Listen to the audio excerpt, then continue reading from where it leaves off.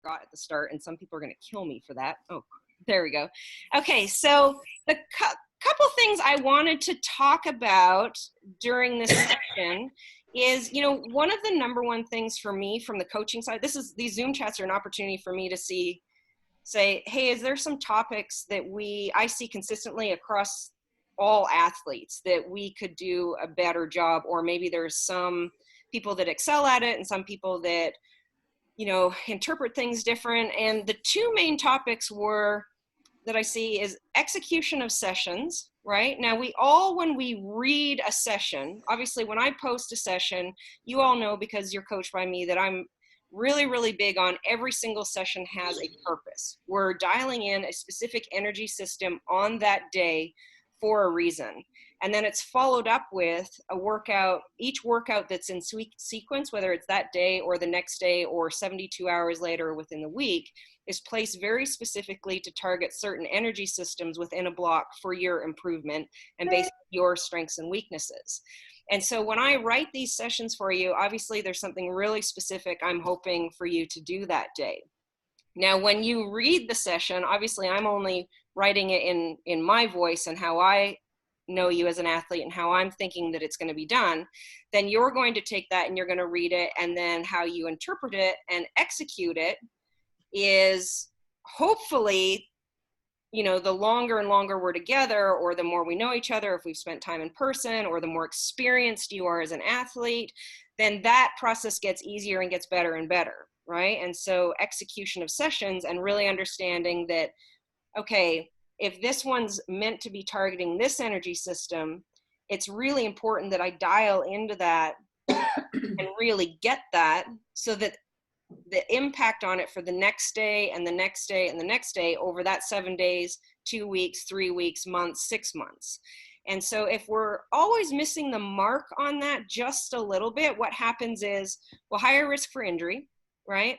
Higher risk for burnout or fatigue. And the number one thing that I'll see is that if somebody is always just going just a little bit too hard. So that's the big one, right?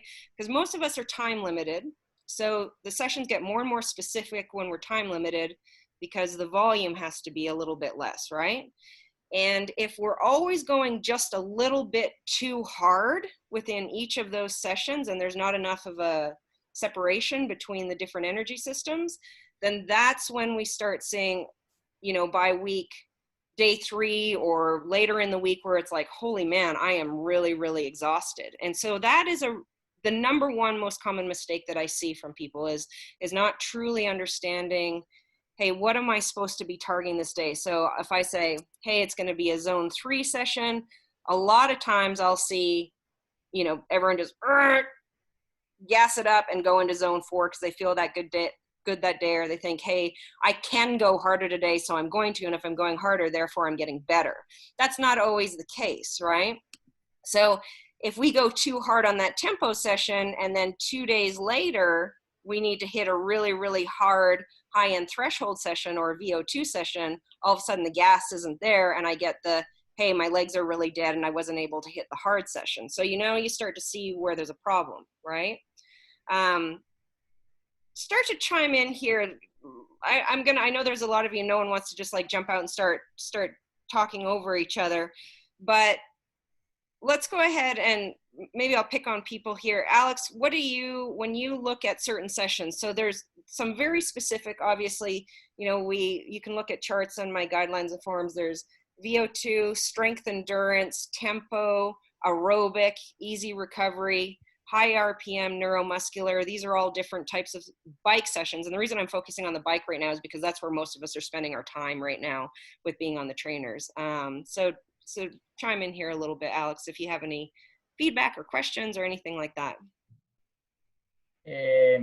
No, I just try to follow exactly what you put down and do my best. I don't switch workouts throughout the week without asking you first, making sure I don't mess up that pattern of rest or specific zones for each day, but mostly just follow the workout as is and try to do the best I can. Right. Go ahead ahead and stick your hand up. Go like this if you've got something to add here, a question or something like that. If I can see all of you on the screen. Nobody? Julie, or sorry, Marco, go ahead.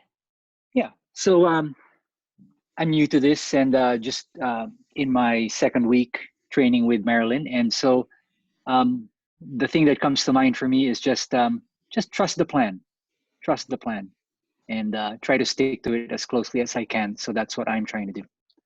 Right. Yeah, Alex? Yeah, one thing, sometimes it's very helpful to have, usually there's 3 variables that you have to do a workout right, cadence, watts, and heart rate. So if you get the 3 or 2 of them, then you can figure out the third one. But if you only have 1 of those specified, then it's a little tricky to figure out what you want to do. So Right. Yep. Yeah, Julie? Julie? I would say, I think that what I figured out is that on those days that you feel like going harder when you're not supposed to, it's always a really good idea to look ahead. And that's how I find I can rein it in. If you look what's happening the next day or the next day or the next day, sort of like you're not finishing the workout just for that day. And that is how I can usually kind of keep it where I'm supposed to, because generally there's something following in the next day or two that's going to put a dent in whatever you're doing that day. Right.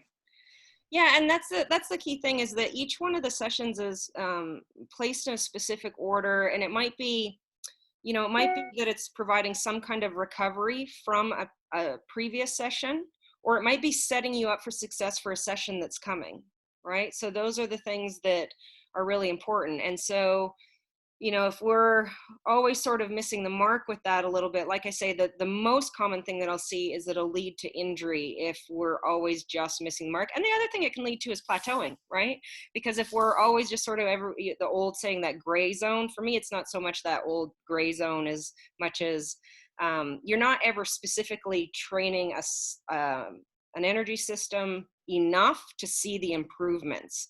And so it's more that if you're going too hard on the easy days or those specific sessions, really where the gains are made are on the really hard sessions. And if you're not able to hit those because you've gone too hard on the easy sessions, then that's when we're not improving and we kind of get stuck in this no man's land. So that's a really good way to look at it too, is, okay, if I feel like going a little harder on this easy stuff, remember, you're saving gas and saving bullets for those really, really hard ones, because that's where the gains are made. That's where the money's made to go faster. Yeah, Mikkel? I'm just curious, because obviously none of us are racing in the foreseeable future, right? Yeah. I mean, none of us, right? No races that I am aware of are sort of on the. So I'm just curious, how are you as our coach, how are you approaching it? Because I know there are a lot of people who are obviously getting ready to race. I don't know, were there anyone racing Oceanside? Anyone on planning? Yeah. So obviously Oceanside was a big race you guys were prepping for, and I'm sure other people were prepping for Ironman over the summer. Now that's not happened. So I'm just curious, how are you as our coach now looking at our overall training? Because we don't know when we'll be racing again. Yeah, and that's a great question, Mikkel. So, and I've been asked that a few times through email and that kind of thing, is I'm usually really doing it case by case. So each one of you obviously is completely unique. You have your own race schedules, your own weaknesses as athletes, your own strengths as athletes. And so, as the race calendars evolved and moved, obviously all the spring races have changed, maybe summer, do we still have some in the fall, is everything being shifted towards a certain time of the year? So that's why there's been, adapt the training based on how the races, as they shift further and further down the year, and then very specifically for each athlete within their goals. So some athletes still want to continue to go through very specific race blocks that we are seeing how they respond to the training, recover, and then do a test set. And then we gather that information so that we know, hey, we can do something a little bit different when we go to an actual race, or we're making those gains anyways just by going through the race blocks and going through, testing out different tapers, that kind of thing. Other athletes, it's, we're going to work on a very specific weakness that would have needed to happen anyways.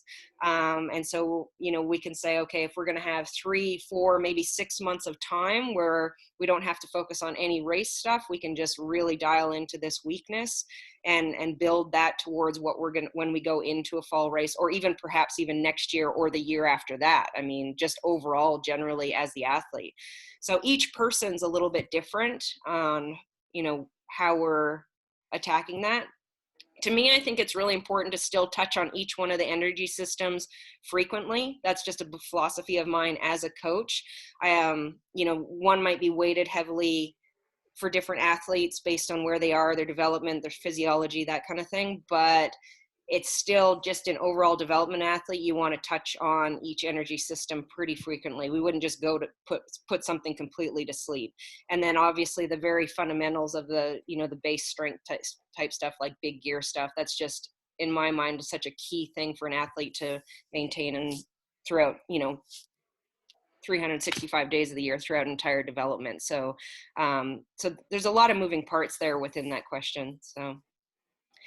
Yeah, and then this kind of, does anyone have any, want to add to that, or questions they have about that? Does anyone ever, and we can make this as, I want these to be really informal in terms of okay, if there's a session that you constantly look at and you're like, I really have no idea what we're trying to get out of this, obviously each one of you emails me or texts me or contacts me as much as you need to with that kind of stuff. But in a group environment, this is sometimes a fun way to ask that question and even get feedback from the other athletes, how they approach it. Does anyone want to stick their hand up for that? Eddie? Well, I'll take advantage of the fact that Matt's on, and I'm glad that Matt and Marilyn are practicing social distancing. Yeah, I sent him to another room. I said, you got to go in the other room. It's a little more exile than social distancing kind of thing. Yeah, I know how that goes. So this question is for Matt. What's the most common thing that Marilyn complains about us? Oh dear, don't ask on that. Okay. First of all, I'm really glad you threw in about us at the end there, because I was going to launch off on a whole list of things she complains about in regards to me. But in regards to you guys, nothing ever. I mean, every single day of working with you guys is just an unending stream of happiness and joy and uplifting, enthusiasm and encouragement. I mean, look at them all shaking their heads. Everyone's shaking. Basically, my whole day from 6:30 a.m. until 8 o'clock p.m. is just kind of a consistent stream of Marilyn coming up to me with a huge smile on her face, telling me how happy she is about every single thing that's going on with every single one of you, and how it's absolutely never irritating in any way. So that's pretty much my life. It's just it's one big rainbow, But that's believable. And aside from the joking, in all seriousness, to give you a serious answer to that question, with Marilyn, living with her, obviously we're married and I'm a coach too. So we talk a lot as coaches about what's going on with our athletes, her talking about you guys and me talking about my athletes. And she never really, I wouldn't even call it complaining. I would call it her getting frustrated about the way things are going in terms of what she wants to be doing better to make everybody better. I think all good coaches are basically always, kind of look at themselves first and blame themselves if their athletes aren't having success. I certainly do, and I know Marilyn does too. If somebody doesn't get a result that they wanted, or a result that the coach wanted, I think as a coach, the first thing you do is look at yourself and say, what did I do wrong that resulted in that athlete not getting there? And obviously, with Marilyn, the vast majority of her athletes have, a lot of success all the time because of what a good coach she is. But the times when somebody has a bad race or a bad training stretch or whatever, it's always kind of like this, hitting yourself in the head kind of thing about, what is it that I can do to get this turned around for this person. So I guess I would just describe it that way. I don't know if I'd really even call it complaining so much. It's just, you know, whatever term you want to put on that, just kind of like coaching frustration of trying to figure out better ways to do things. Got it. What happens in Training Peaks stays in Training Peaks. Right. Yeah, yeah, much like Tucson. You know? Yeah, right. Oh God, the videos. All right, so the next thing, this is sort of a nice segue into the next topic that I wanted to cover, and this one's kind of a fun one because, you know, our training logs are something that is a place where we communicate every single day, right? Each person with their training logs this is where your personality is going to come through. This is where the information for me to do my job well comes through. So what is it that I'm looking for when I look into a training log? Okay, so first of all, I look at Training Peaks, and to me, it is simply that. It's your training diary. Back in the day when I first started, I literally wrote in a notebook, you know, what my training session was. Scott used to send me in an email or write down on a piece of paper, here's your sessions for the week, and then I would log them down on a piece of paper, and then I would email him those thoughts, and we would go back and forth. And so to me, Training Peaks is your training log, and it's where you make those notes to tell me, hey, how did it feel today? What was if it was 90 degrees out or 40 degrees out? Was the train, you know, if it wasn't specified specifically, was it hilly? Was it windy? Was it, you know, all of these specifics about training. It's really important for me to know what happened that day, you know, because I can look at a file. So there's two parts to this. A file is the data. Okay. I've assigned the workout that day, and I've said, okay, I have a specific goal for you that day within that energy system, which is what we talked about with executing sessions and the primary goal of the session that day and what energy system we're trying to target. So I'm trying to get something out of you that day. And the data tells me, I'm cross-referencing that stuff all the time. I can say, okay, well, I wanted to get this out of them today, and their heart rate did this, their power or their pace or whatever did this. And so what that data does when you download it is allows me to see where are we at. So if I'm trying to get something out of you and I'm trying to progress you to a certain point, I'm trying to see a total load over time, and we're trying to get a certain result at a race, I'm watching to see how that's progressing. So if all of a sudden, you know, heart rate is changing or pace is changing and watts are changing, these kinds of things. The most important piece of that is for an athlete in the coach-athlete relationship is, how did you feel? How'd you feel and how did it go? I mean, like I say, those variables of, was it windy? Did I bonk? Was it, you know, 1,000,000 degrees out there? Was I freezing to death? Was I just mentally not that in it that day? I only slept 3 hours last night because of my kids. Like those little notes. It doesn't need to be a storybook. We don't need to, because I know we're time limited and we don't have forever to write a story every day, but just a few notes. So, and then the other piece of that is sometimes your Garmin's, when they download, lie, right? They're not accurate. We've seen that all the time. It doesn't work, or the GPS didn't work, or, you know, a heart rate monitor wasn't connected, or I was using my wrist heart rate and not my chest heart rate, so it wasn't that accurate. So I need to know that stuff, because what happens after reading millions and millions of training logs over the last 15 years is you see habits and patterns in people over time. So even though each one of you might not know this, you each write in a certain way, and your personality comes through, and I know your personality, and I can pick up on, based on how you write things and how you're starting to communicate, how you're doing. And so if all of a sudden someone's communication drastically changes, or the way they're writing changes, and I can tell when these highs and lows are happening, I might be able to sense how the training is going based on cross-referencing it with the data. Okay, and so that's super important to me, because then I can get a feel for, hey, I can push this person a little harder, or actually the data all looks good, but based on their notes, we need to back off a little bit, or maybe we're coming into form a little bit too quickly for a race, so we need to back off, or hey, we're getting a little bit behind the 8 ball and we need to put the gas on. Why is that happening? Like those kinds of things. So from my perspective, that's what I'm always looking for. I've assigned a session that day because I'm trying to get a training response out of you that day. And then I'm looking at the data to see how it went and if we're making gains or not. And then most importantly, what happened with you as an athlete that day. So I don't know, does that help anyone at all? Is that anything that anybody didn't already know? I assume all of you already knew that. It makes me feel better about all my crazy stories that I tell you, Marilyn, of what's going on in my head. Oh, it's good. Yeah.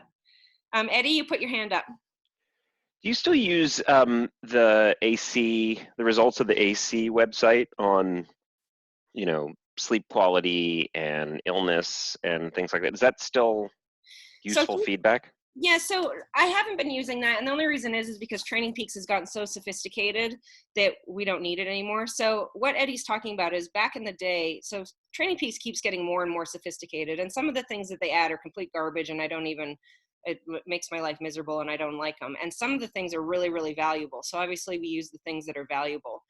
Back in the day, a lot of these features weren't there, and so I went to Alan Cousins because he wrote code, and I said, look, I need a way for me to be like, basically without me showing up on an athlete's doorstep every day and knocking on the door and saying like, how do you feel?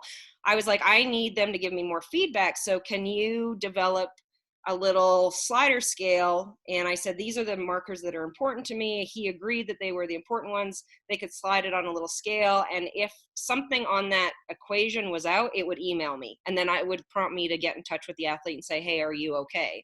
Now Training Peaks has gotten so sophisticated where, I get all of that data right away when you guys log in your Training Peaks. I get emailed when the files upload, and I get emailed when your notes upload as well. And there's also, the little feel emoji thing on there as well as your notes and that kind of stuff. So I don't really need that anymore. And in Training Peaks, if you even wanted to make it more advanced, it has those, like how was, those metrics like sleep, all those ones that Alan and I used in the first place, they're all in there. So I haven't been using that one. I think Alan disabled it altogether just because he knew like Training Peaks had evolved to that point. All right, I'll stop filling it out. Right? Yeah, I don't get that one. I just get your Training Peaks one. So you might find that sometimes too, oh, mine just froze. Are you guys all still there? Uh-oh. Yeah, we hear you. No, we're still here. You can hear me? So the one thing that I also want you to know from my end is you're all still frozen, but you say you can hear me. So is that sometimes, Matt and I do talk about this a lot. You asked about what we talk about. There are, in some cases with these advances with Training Peaks, where there's the element of, and today's coaching, where there's a little bit of what we like to call overcoaching. Okay. And so there's some sessions. Can you guys still hear me? Yes. Okay. There's some sessions where I might not say a whole lot when I give you feedback. I'm like, hey, good work, keep grinding, looks good. I see every single session and I see every single upload, but some of them, they require a lot of feedback. Hey, we need to hit these paces. We need to, push a little harder here. Or I need you to pull back a little here, or very specific feedback on key sessions. However, there are certain sessions where I like to call it, you're just doing work, Justin and I used to joke about when we were racing and training full time together, out of, 30 plus hours a week, 365 days of the year, how many of those sessions were actually memorable? And we were like, I think at one time we decided it was 5. There was 5 sessions that were actually memorable.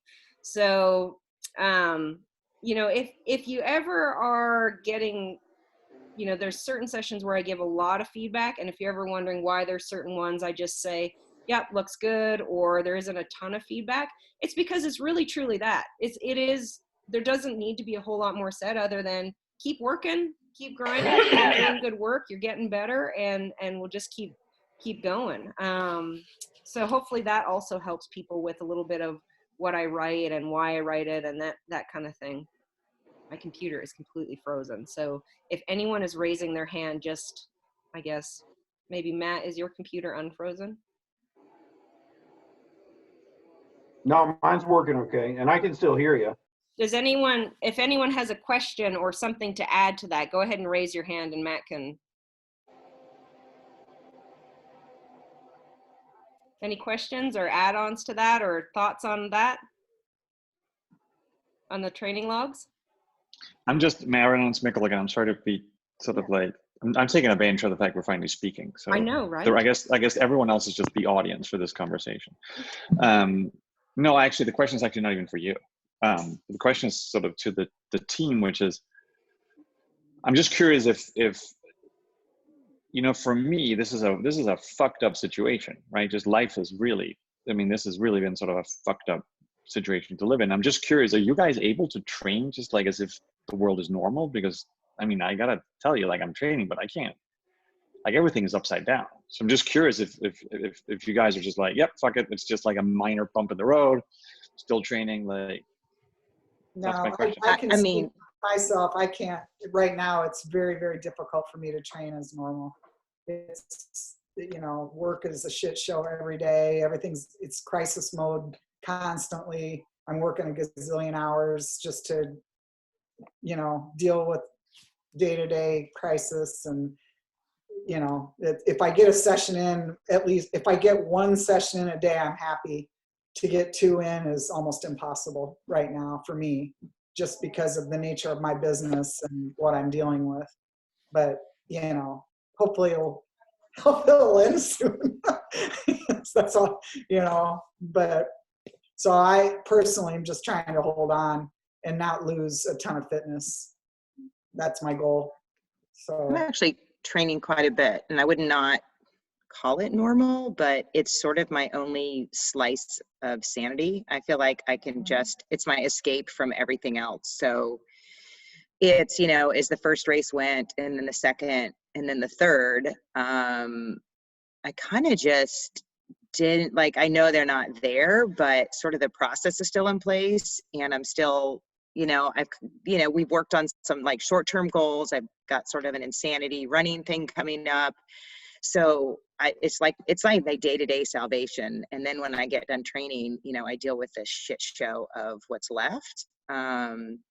So for me, it's a complete and total escape. So I've held on to it pretty tightly. that's good. Good stuff. If anyone else has, my computer is completely frozen, and if I go in the same room as Matt, we just echo off each other. So does anyone else have anything to add to that? I was just going to say, I agree with Julie. For me, it's one of the things that right now I can have a little bit more control over, and at least, you know, have a handle on that. And I have some semblance of control over my training and exercising. And whereas a lot of other things are just sort of moving, and there's not a whole lot I can do about all of that. But it's like the one, you know, hour or two a day that I can be like, okay, there's something I can actually control here. So for me, it's been kind of like you, Julie. It's like my, you know, my salvation and my, you know, get out of all of this other stuff time. So, but, and actually I have to drop off. I didn't want to just go away. I'm double booked for another call right now too with my work. So thank you guys all. Thanks, Marilyn, for scheduling this. Tina. And I will see you guys all in the next meetup. Sounds good. Thank you. So I think in 08, you didn't have the closure of pools and the shelter in place and kind of the facility issues, but you had a similar economic impact and stress impact on people. And I don't know, for those people who were in the sport back then, did it have an effect where people found that the sport like was even more important to them and more of an outlet, or were they prevented from training because they had so many other responsibilities? I don't even know which way the effect went, you know, 12 years ago. It didn't have near the impact on me personally back then. And And in Cedar Rapids, not only did we have the real estate crisis, but that was the year that the entire city of Cedar Rapids was underwater. And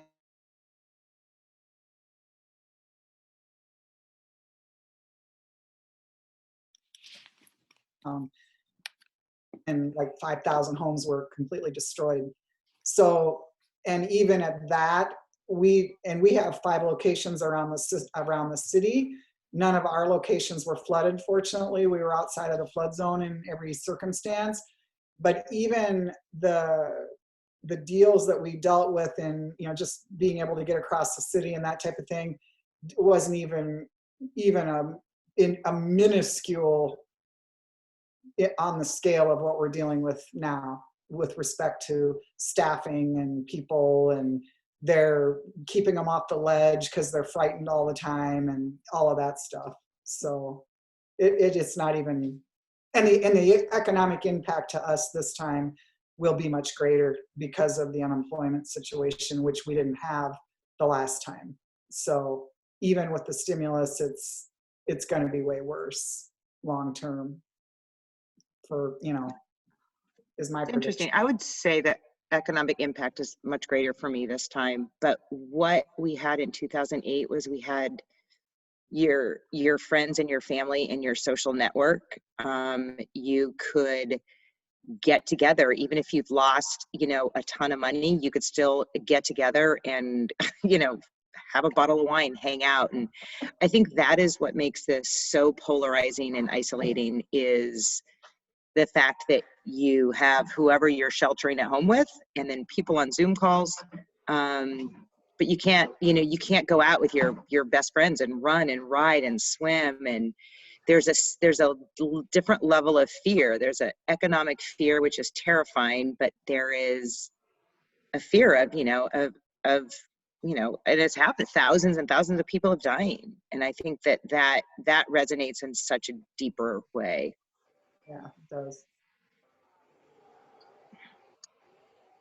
I was just gonna add one thing that I'm really grateful for. My training is a total shit show because I have 4 kids that are home and all of homeschooling age, and I'm still working, and so is my husband. So it's a disaster zone as far as, like, there's nothing you can really control because the schedule is kind of all up in the air all the time. But one thing that I'm really grateful for Maryland is just like having the realization that you can let things go.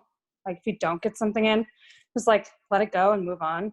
Like we're in a fucking pandemic right now, so it's fine.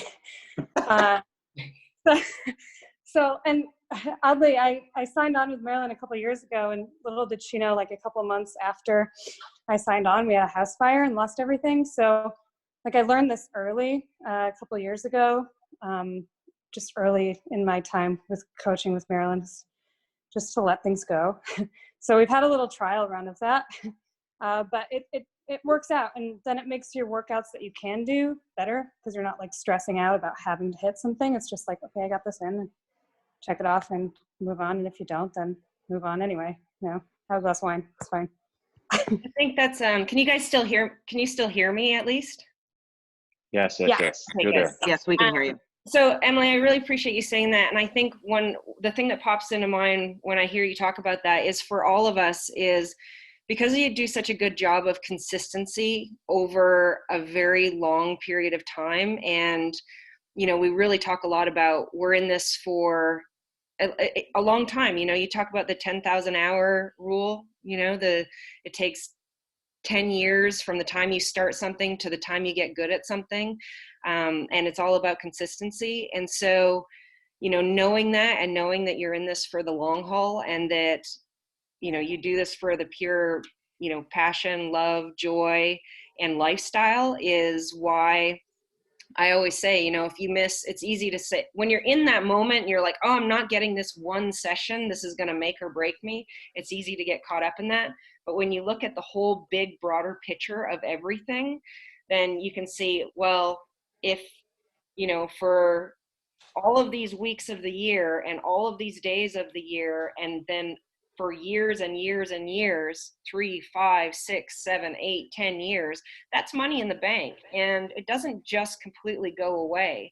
And so although we don't ever want it to be a habit or a pattern, and you all know that if I see that habit or pattern starting to sneak in, I kick you in the butt a little bit. I'm like, hey, you've been letting too many sessions just go a little bit too haywire. Let's get back on track and get back on the rails.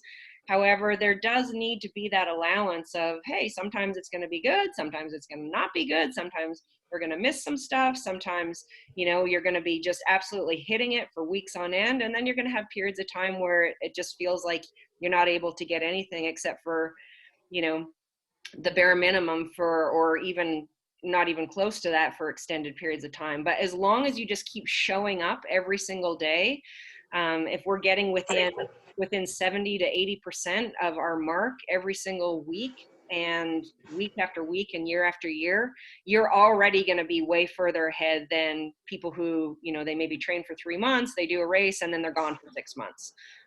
You know, they train for 1 year and then they take a whole year off and then try and come back. That's, you know, the people you see, they get stuck in one spot and they never move forward. So hopefully that adds to what you're saying there, Emily, and gives you some idea and perspective of why I preach that. It's like, you know, yes, we need to stay on the rails and we need to stay consistent and we need to get as many sessions as we can. However, because we do such a good job of that for so long is why when stuff happens, we're in a good position every single time.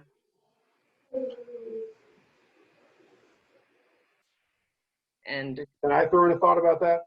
absolutely. Yeah. I mean, I can't see any of you or anything. My computer's completely frozen. I can just hear you when you talk. So go for it if someone has something to say. Yeah, something that just kind of popped into my mind when you were talking about that a second ago is I coach weightlifters remotely, much the same way that Marilyn does with all of you. My client list isn't as big as hers because this isn't the main way that I make a living, but I've got some lifters around the country that I coach. And an interesting thing that I've seen during this time is I've been able to see kind of like the varying levels of kind of resilience and mental toughness from athlete to athlete throughout this situation. Everybody that I coach has a home gym set up. You know, they've got a weightlifting platform and, you know, bar and bumpers in their garage. So none of them are being cut off from training hours or anything like that. You know, it's not like they're relying on pools or anything. So everybody that I coach has got access to training, you know, the way they need. You know, but like I've got one athlete who basically the coronavirus isn't really doing you know, much of anything to her life. You know, nobody in her family's sick, nobody's lost their jobs, they've got no money troubles, kids are fine. You know, just the circumstances of her life are basically, you know, totally okay. And yet, you know, every week is like this you know, daily struggle for her just to get out in her garage and do her workouts because of you know, how tough this whole situation has been to handle mentally. Meanwhile, at the same time, I've got another athlete she's a state trooper in Connecticut, which is one of the hardest hit states in the U.S. for coronavirus. 2 of her coworkers are in comas, on ventilators, dying from coronavirus, and she's out there on the streets dealing with this every day, and she never misses a workout.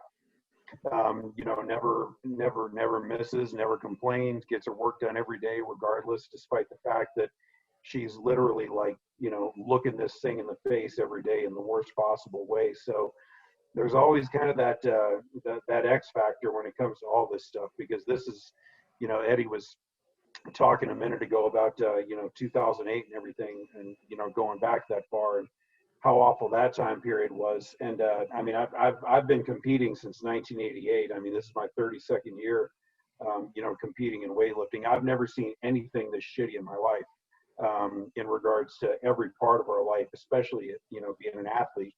But you definitely kind of it's interesting as a coach to see how many people you know, plow through in a different way than others do. So just a thought. All right, team. So if I know I don't want to take, sorry, Marilyn, Marilyn, it's Ben. I had one question.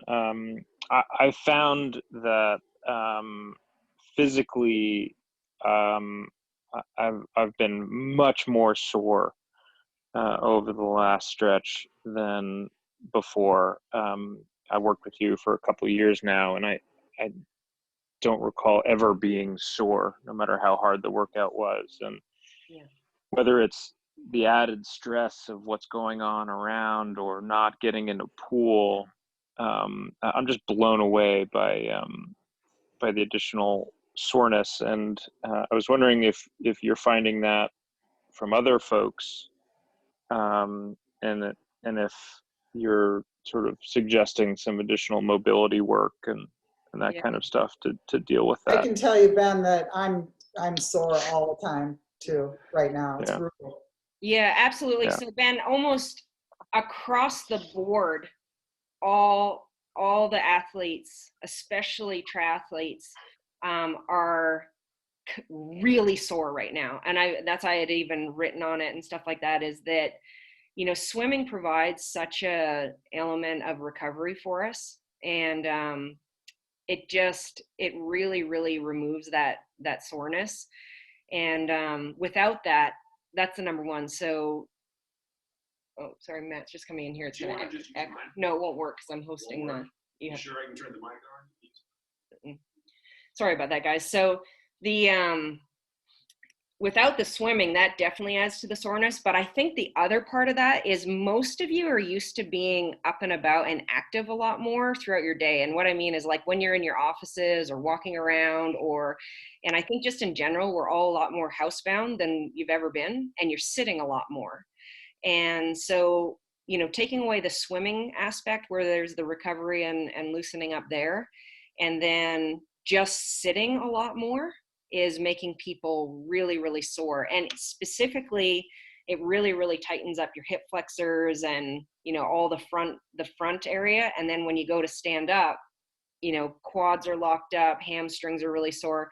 So the main things that are important is making sure you warm up slower, adding more mobility work, definitely stretching out the front of your hips. The other piece that's playing a part is, you know, before this happened, we're all starting to go into race season mode where strength was weeded out a lot more and just more core and rehab type stuff. As this came back in and races are removed, we're adding a lot more strength and possibly just a little bit more running and biking frequency.